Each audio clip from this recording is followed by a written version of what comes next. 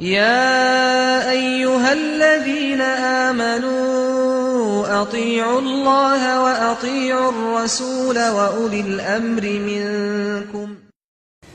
Because it's very, very easy to continue doing whatever comes to your mind. But will you achieve? That's the question. The answer is no, you don't achieve much. You do as you please, as your mind says. So your mind will say, oh, that's a handsome guy, let me go and sit in his lap. So suddenly you in his lap. No one will say no.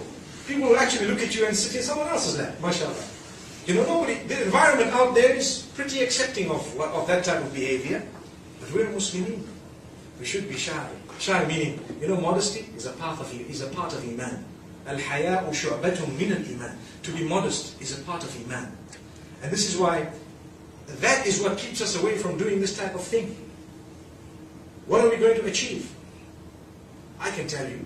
I can tell you from experience of people who've actually gone through this, where you find yourself, mashallah, losing focus of what you were here for at varsity, and you end up, mashallah, dating someone. That's not what you came to varsity for. You know, if you really want to marry someone you've seen that really is a brilliant Muslim and for the right reasons, alhamdulillah, no one is saying that's wrong. But sometimes, you know, the environment shows you that someone is good when they really are not good, because the things, you know, you see them as cool because they're cool with the people that are around, yet it's not actually the religious environment, nor is it the environment that reflects your upbringing back at home. So they won't fit back at home, but they fit for as long as you're here at the varsity. So what happens is, mashallah, people start dating. Or should I say, a'udhu billah, people start dating. And then what happens is, after some time, oh, the parents say, it's very bad, and they're all upset, and we sent you to varsity, and so you've got a problem with your parents. And next thing, you fought them all, and you're still married. And then what happened is, it stopped working, because now, oh, he's dating someone else whilst we're married. Well, didn't you think of that? Allahu Akbar. Allahu Akbar. And then what happened? Now I can't go back to my parents because they were against it. This is all consequence of something we chose to do. But we may have been free to do it, but we chose to do something. So use your brain. And long-term thinking, not short-term. Think very hard. Life is not simple and easy. But when you're making the big, big decisions of life, you need to think very, very hard.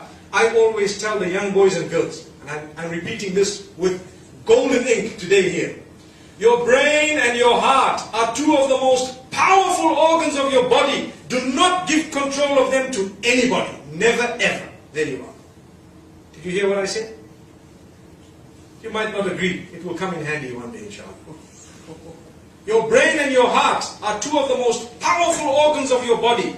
If you have given someone complete control of them, they can really hurt you, believe me.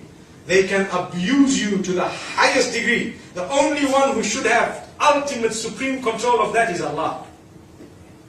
Your brain and your heart. Imagine you've given your heart away to someone whom you're just an option for. They've got another 10 hearts in their hand, mashallah. It's happening. And they tell you, oh, you're the only one. That's a line we learned when we were in high school. See the laugh?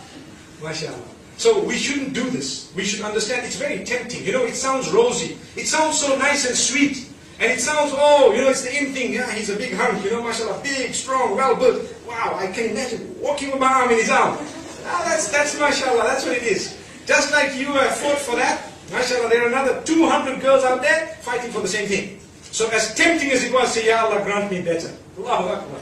Then what will happen? You might find a small, you know, little guy who's not that big, but he will honor you, respect you, and put you on a golden carpet and walk with you, and you won't regret it. Allahu Akbar. I see the smaller guys are all happy with you.